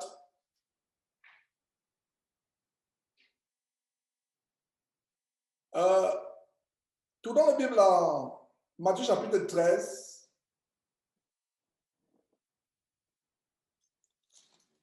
Matthieu chapitre 13. On va lire deux passages. Matthieu chapitre 13. Le verset 24 dit ceci.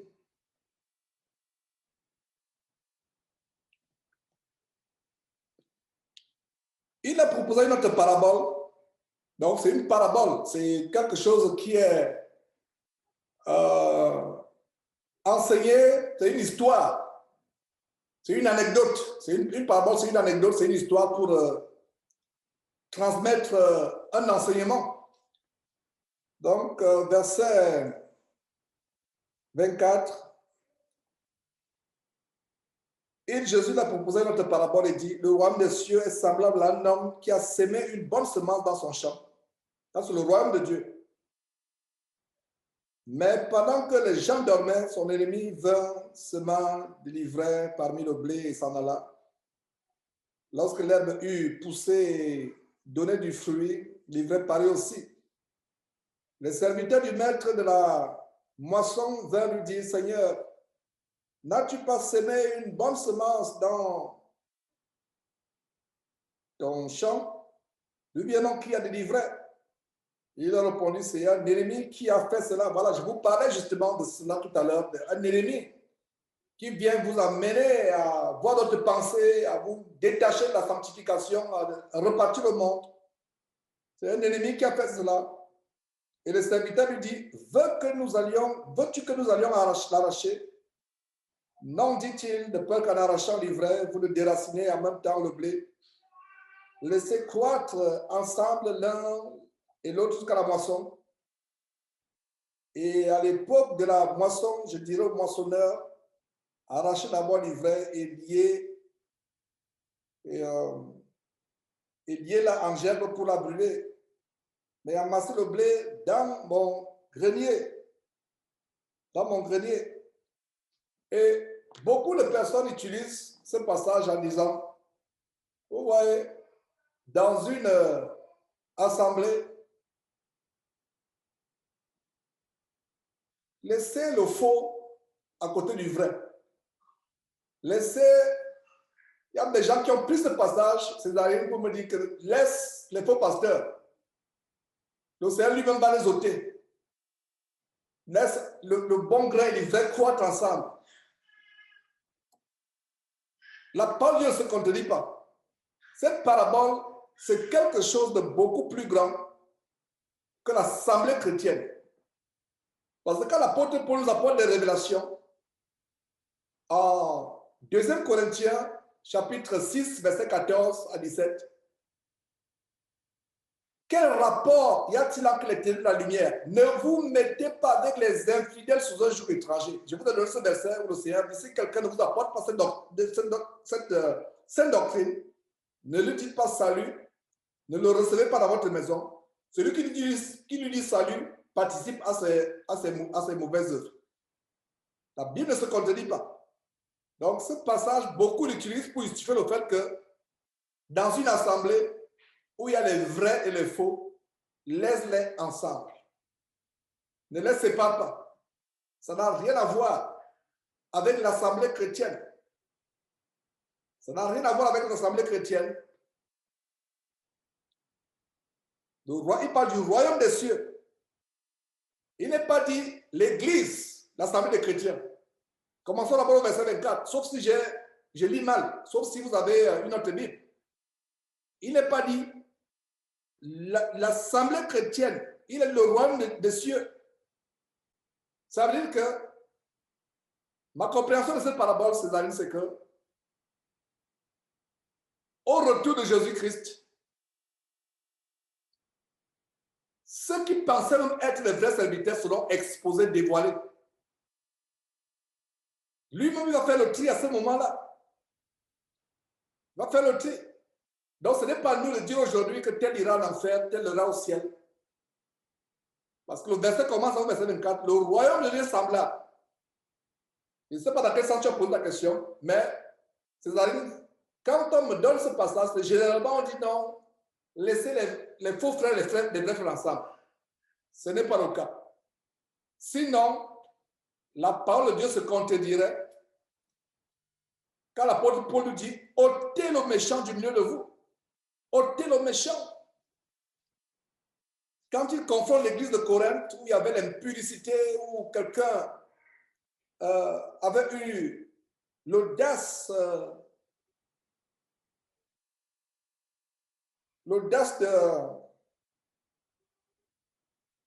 de coucher avec la femme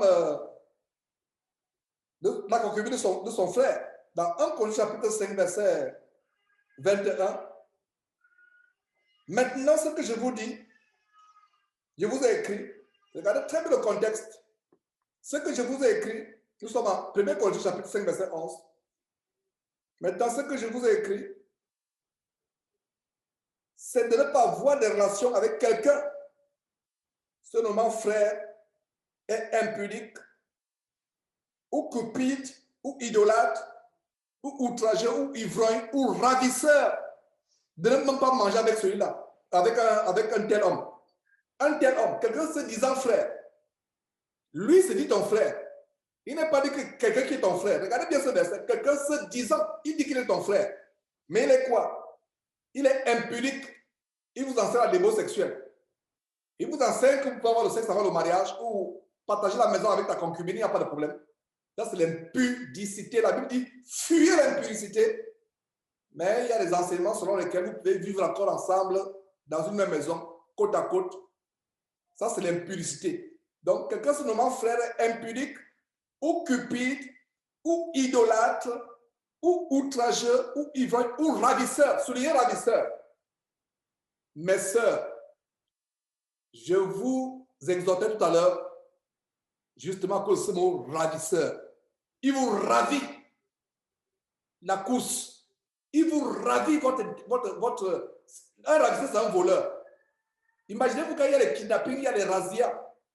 Dans les zones comme au Sahara, les Touaregs, etc., les Berbères, ils font les razzias pour attraper les esclaves. Un ravisseur, il étend le filet et quand le filet tombe sur un groupe de personnes, quand ce groupe tire le filet, les prisonniers sont là sous le filet. Ravisseur, ils vous ravissent pour vous amener à qui? À Satan. Donc, de ne même pas manger avec un tel homme. Voilà. Verset 12. Que j'en ai fait à juger ceux du dehors, n'est-ce pas ceux du dedans que nous avons à juger? Verset 13. Pour ceux du dehors, Dieu les juge. Regarde le verset. Ôtez le méchant du milieu de vous. Ôtez. Césarine, apparemment, il y a une contradiction avec Matthieu chapitre 13. Mais la Bible ne se contredit pas. Paul écrit aux Corinthiens d'église de Corinthe. Il dit, ôtez le méchant de vous. Mais Jésus dit, laissez pousser. Ma compréhension, c'est que Jésus s'adresse pas de quelque chose qui est plus grand que les rapports entre frères et sœurs, entre l'église. Parce qu'au temps de Jésus, l'église n'existait pas encore. L'église commence après la montée de Jésus au ciel, le jour de la Pentecôte. Et voilà ce verset qui dit non, laissez l'ensemble, laissez-les dans une assemblée. Si quelqu'un a encore sa copine dans le monde, quelqu'un encore ivrogne, non, laissez-les. Notez pas les mauvaises herbes. Parce que si vous notez les mauvaises herbes, on peut aussi arracher les bonnes. Il ne s'agit pas d'église. Et très bonne question, Césarine, parce que ta question permet de mettre en lumière cette confusion entre l'ivraie et le bon grain, le bon grain ou le blé. Le verset commence en disant, le royaume des cieux est, le royaume des cieux. Le royaume des cieux n'est pas encore disponible sur terre maintenant. À moins que ceux qui pensent que le royaume de Dieu est sur terre soient envoûtés par l'évangile du kingdom now, des Castanou, Karambiré et autres, qui est le royaume maintenant. Le royaume de Dieu qui est maintenant. Non, le royaume de Dieu, c'est à venir. Donc, il parle bien du royaume des cieux. Regardez un peu comment un détail peut enlever la confusion. Parce que beaucoup de frères qui lisent cela ne s'arrêtent pas au verset 24 pour dire que mais le Seigneur Jésus ne parle pas de l'assemblée des frères. Le Seigneur Jésus ne parle pas de l'église. Il parle du royaume des cieux. Quand l'église de Jésus est enlevée, ce ne sera plus pour comme église, ce sera maintenant l'épouse de Jésus. Nous serons l'épouse de Jésus. L'église, d'abord il y a des églises, comme vous lisez à Apocalypse chapitre 2, 3, vous voyez les églises, écrit à l'église de telle, écrit à l'église de telle.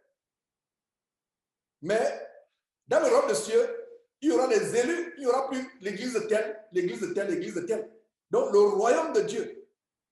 Et très bonne question, j'espère que j'ai bien répondu à la question, Césarine, qui met en lumière quelque chose qui crée la confusion. Et la Bible ne se contredit pas. Parce que le fidèle disciple de Jésus, Paul, écrivant aux Corinthiens, une église désordonnée, il dit, ôtez le méchant de vous. Ôtez le méchant de vous. Regardez au verset 5. Celui qui était avec la concubine de son père. 1 Corinthiens, toujours verset 5. Plutôt le chapitre 5, excusez-moi. 1 Corinthiens, chapitre 5. Il dit quoi? D'abord, commençons avec le verset 1. On entend dire généralement qu'il y a parmi vous de l'impudicité, c'est la démon sexuelle, et une impudicité qu'elle ne se rencontre même pas chez les païens. C'est au point que l'un de vous a la femme de son père. Voilà, l'un de vous, parmi dans l'église de Corinthe. Et vous êtes enflé d'orgueil. Donc, on le sait repartir, il s'enfle d'orgueil. Il y a des choses, quand tu as commis un petit péché, fais-toi petit, repens-toi, ne te gonfle pas d'orgueil. Hein? Verset 2, vous êtes enflé d'orgueil et vous n'avez pas été plutôt dans la fiction afin que celui qui a commis un tel acte fût ôté du milieu de vous. Regardez, déjà au verset 2, que celui qui a commis un tel acte fût ôté du milieu de vous. Ôté. Donc, si Matthieu chapitre 13, la parabole du bon gré du vrai, était question de l'assemblée des saints, ce serait une contradiction totale. Ôtez le mauvais grain parmi vous, ôtez la dent carrière qui risque de contaminer. Et c'est ce que nous faisons. Et j'ai commencé à appliquer cela. Et j'ai fait mon nettoyage ici à Houston. bon nettoyage. Parce que je n'aimerais pas voir des chrétiens, un pied dans le monde, un pied à Christ. Non. Je dis, oh ma soeur, mon frère, il n'y a plus rien que toi et moi. Il n'y a plus rien que toi et moi. Tu travailles comme ça, derrière Jésus qui te met en cachette, tu mets les bijoux. Non, tu es hypocrite. J'aimerais une soeur qui dit non, j'ai encore des problèmes avec ceci ou cela, mais ne sois pas hypocrite. Il n'y a rien que toi et moi. Un pied dans le monde, un pied à Christ. Il n'y a rien. Il dit, pour moi, absent de corps, donc il est écrivain, il a appris ces choses, l'apôtre Paul a été scandalisé. Il dit, pour moi, absent de corps, je ne suis pas là physiquement, mais présent d'esprit, j'ai déjà jugé, souligné, j'ai déjà jugé. Il y a des gens qui aiment citer Matthieu chapitre 7, ne juge pas, ne juge pas, ne juge pas. L'apôtre Paul dit, j'ai déjà jugé. Donc, quand les gens lisent la Bible, ils prennent ce qui les arrange. Est-ce il ne vous montrera jamais le verset 3 de 1 Corinthiens chapitre 3, j'ai déjà jugé. Ne jugez pas. Oh, tu juges trop, tu juges trop. Paul dit, j'ai déjà jugé. Donc, Paul a péché. Le jugement biblique, c'est quoi? À supposer que tu vis dans l'adultère et tu dis aux gens, quittez l'adultère. Là, c'est un jugement hypocrite.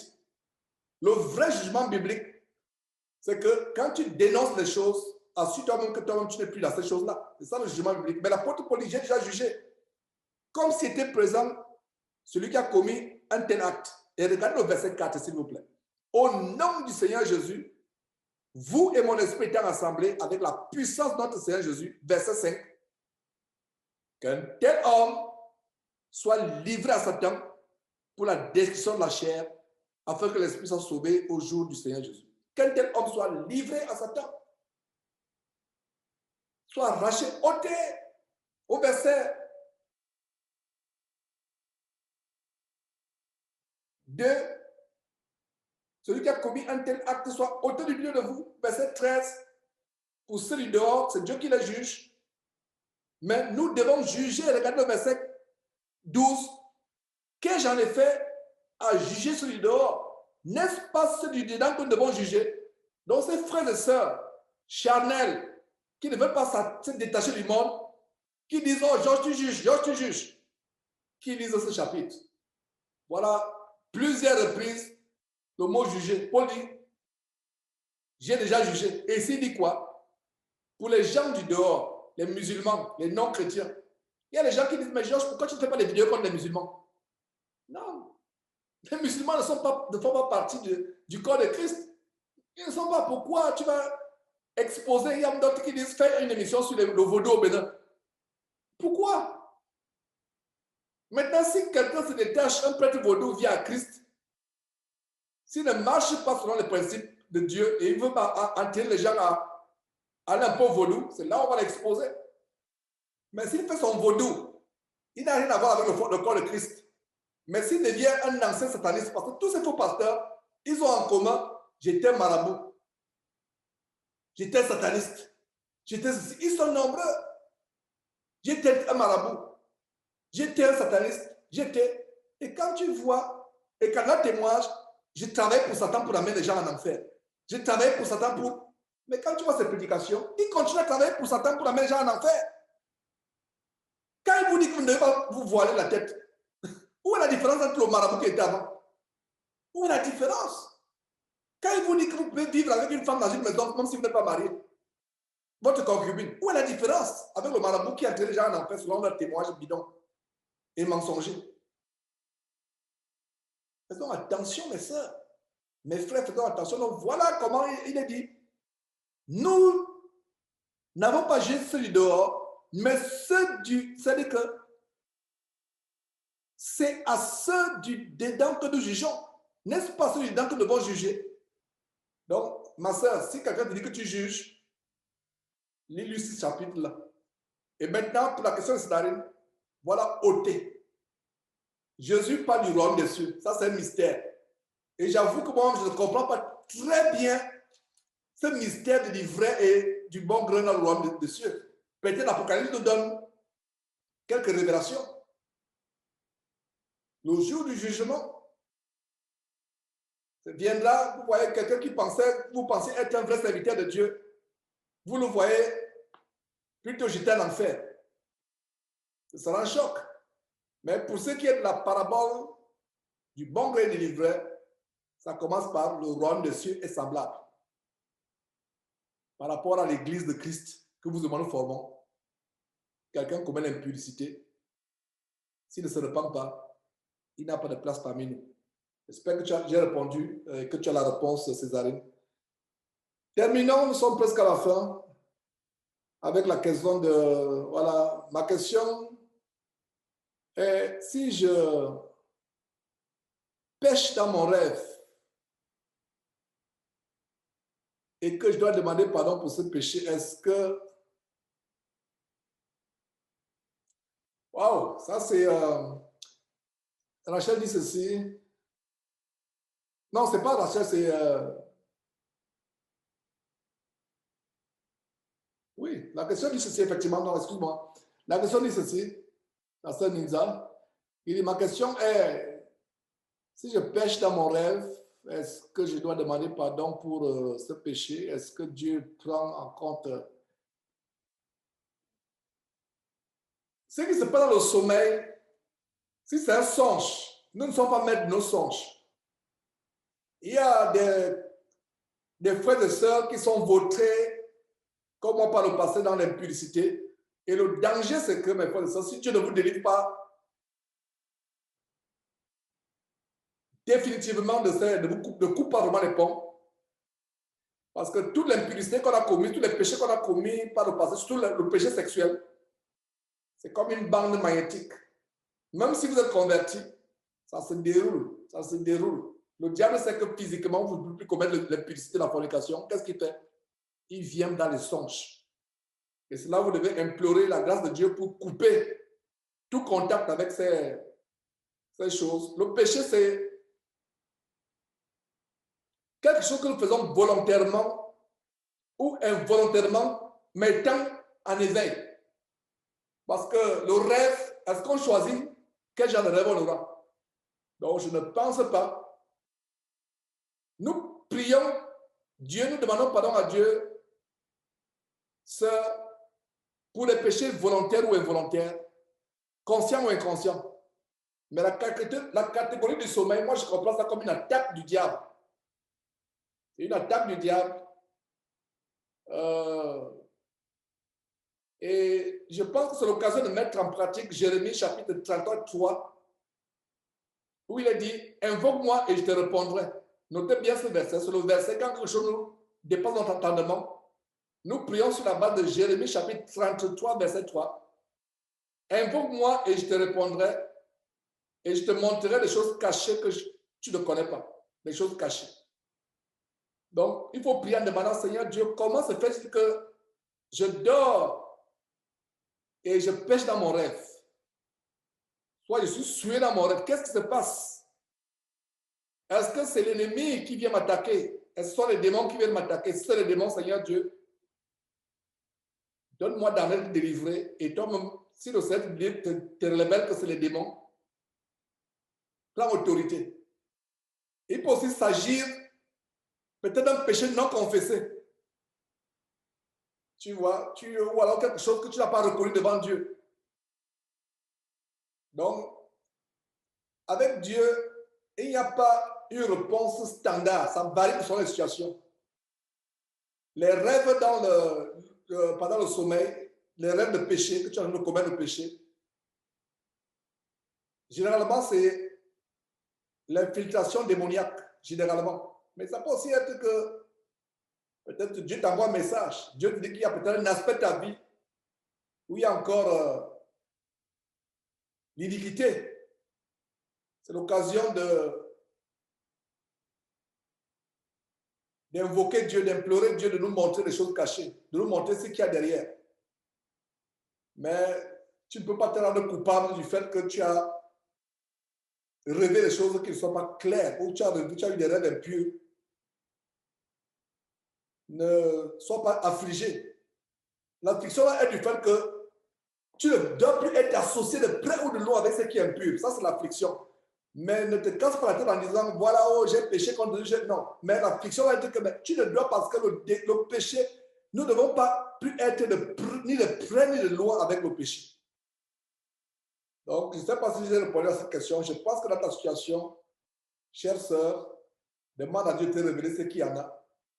Ce qu'il y en a exactement, excusez-moi, ce qu'il y en a exactement. Et moi, à ta place, je commencerai à prendre l'autorité sur, même si ce n'est pas le cas, je prends les devants parce que la Bible dit éprouver les esprits. Et tout esprit impur qui vient me souiller dans mon sommeil ou qui m'amène à faire des choses, vous n'avez pas de pouvoir sur moi, je vous ordonne de partir de ma vie au nom de Jésus-Christ. Donc, il faut de temps en temps être agressif contre les démons.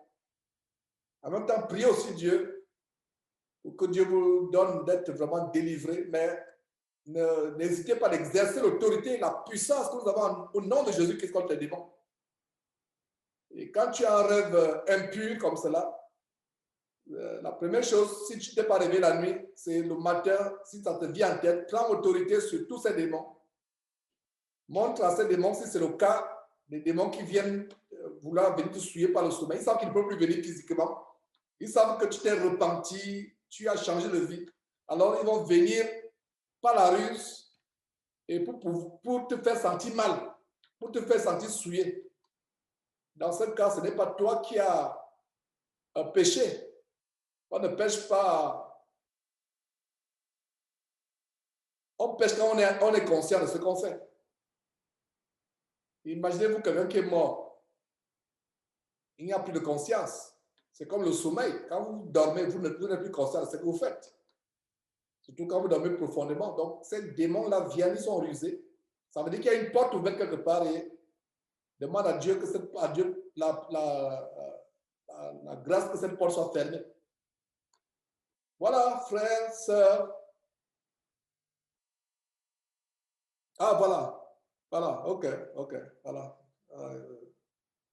Ça déjà répondu à sa question. Donc, nous allons tout simplement conclure par ce mot de prière. Sœur, ma joie serait que vous teniez ferme, que personne ne vous ravisse le prix de la course. Aucun ravisseur là dehors ne vienne vous ravir le prix de la course. Tenez ferme. Examinez-vous chaque jour. Même si nous sommes 1, 2, 3 qui restons, ce n'est pas grave. Dieu, ce n'est pas le nombre, c'est la qualité. Et priez pour moi, votre frère, pour que je reste dans cette intégrité. Parce que ces sœurs qui m'écrivent à longueur de journée, leur prière, c'est qu'elles deviennent souples. Voilà. Leur prière, quand je reçois les emails, oh frère, c'est cela, vraiment, j'aime ton radicalisme, mais quand tu vois déjà le mais, d'abord quand je vois le mais, je ne lis plus la suite. Et si parce que la suite, je suis la même chose, mais tu sais, tu essayes un peu, tu vas, essaye, il faut l'amour, les prédicateurs doivent être ensemble, etc. Qu'est-ce que le monde va voir quand vous c'est pour ça que Jésus avait dit à Pierre, arrête de moi Satan. C'est là où tu vois la séduction. Le monde n'a pas besoin de voir des chrétiens qui flirtent avec le monde. Le monde a besoin de voir des gens radicaux. Et priez pour moi, mes soeurs, mes frères, afin que je reste dans ce radicalisme, afin que priez véritablement pour moi. Et vous, sœurs qui m'écoutez, ou qui écouterez cet enseignement plus tard, parce que je ne m'adresse pas à vous qui êtes ce soir, c'est ça de prier pour qu'elles deviennent tolérants. Nous prions pour que vraiment tu deviennes, que tu comprennes un peu les... Non. Nous devons être délivrés. Donc, c'est ça de prier pour que je devienne un peu souple. Et plus vous priez pour qu'elle devienne souple, plus vous aurez ce genre d'exhortation musclée ce soir. Musclée pas pour les sœurs en Christ ce soir présentes avec moi à cette réunion, mais musclée pour vous parce que vous êtes rebelles. Et ma prière, c'est que votre rébellion, que ce soit vis-à-vis de vos maris, que ce soit vis-à-vis de la parole de Dieu, que vous soyez délivrés de votre rébellion. Chères sœurs, prions et on va se séparer. Éternel Dieu, Merci de ce que tu as conduit cette réunion comme tu l'as voulu. J'avais voulu la faire autrement, mais tu as voulu que nos bien-aimées sœurs soient encouragées, motivées, galvanisées, averties, boostées dans leur radicalisme. Seigneur, je t'en supplie. La séduction est grande dans ce monde. La séduction est grande. Les faux sont entrés dans la bergerie pour faire un grand carnage. Des ravisseurs sont en train de se déguiser en pasteurs pour faire retourner les sœurs, surtout les sœurs, la mondanité aux choses qu'elles ont vomies. Seigneur Dieu, nous t'en supplions, ne permets pas que les chers élus, les filles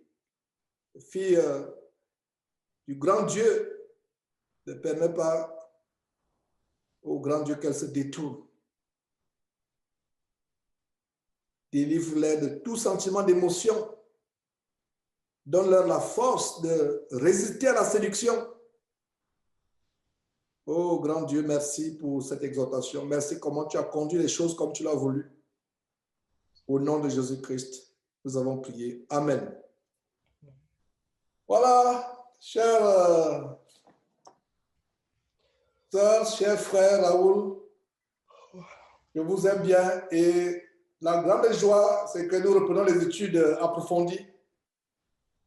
Isaïe, plaise à Dieu, samedi. On va passer quelques mois dans Isaïe, plaise à Dieu. Je pensais que ça devait être Matthieu, mais j'hésitais. Est-ce que Matthieu, est-ce que Isaïe? Mais Dieu a mis la conviction dans mon cœur que Isaïe, étudié de manière approfondie, nous permettra de comprendre beaucoup de choses dans les évangiles parce que c'est le dévancier des autres évangiles. C'est pour ça que Dieu a voulu, je suis convaincu que Dieu a voulu que les choses se passent ainsi. Qui met la conviction dans mon cœur parce que j'étais un peu, est-ce que c'est Isaïe, est-ce que c'est Matthieu? Mais la conviction a été que non, commençons avec Isaïe. C'est un long chapitre, mais nous irons par la grâce de Dieu pas à pas. Et si je suis toujours en vie, ce samedi, et si en vie et en bonne santé, et si c'est la volonté de Dieu, et si le Seigneur Jésus ne vient pas que temps, samedi, nous aurons notre enseignement. Portez-vous bien. Dis à ton mari que je le salue et que je prie pour lui. Prions les uns pour les autres. Prions pour nos enfants. Prions pour les frères et sœurs qui ont des maris ou des femmes ou des enfants qui ne sont pas encore convertis. Ça doit être notre prière constante. Donc, que Dieu vous bénisse. Tenez ferme. Jeune sœur, tenez ferme. Tenez ferme. Bye bye. Bye. Good night.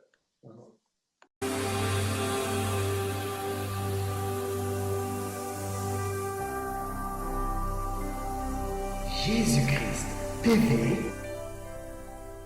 vous connaîtrez la vérité et la vérité vous affranchira.